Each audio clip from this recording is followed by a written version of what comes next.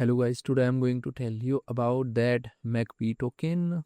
Now before we start the video, let's share my legal disclaimer. This video is only for educational purpose. Do your own research for the investing. According to the white paper, Magpie is a DeFi platform built on BNB chain that acts as a yield optimizer and governance aggregator for protocols using the V tokenomics model. Yield optimizer for E tokenomics. It pulls user access to acquire and look governance tokens, boosting rewards for liquidity providers while sharing revenue with token holders. Collective governance power by accumulating vote scored tokens. It lowers the cost and barrier for users, influence protocol emission and gag votes. Expanding ecosystem via subDAOs.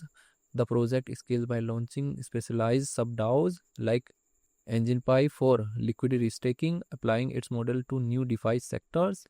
Magpie project institution rating is 4.1.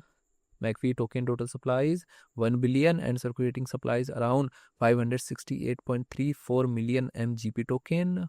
MGP token is listed on Binance Alpha and other exchanges. If I share my opinion with you, then this project up to 75% chances is that it is a legit or good project. So guys, don't take my opinion as a financial advice. Do your own research for the investing. Thanks for watching.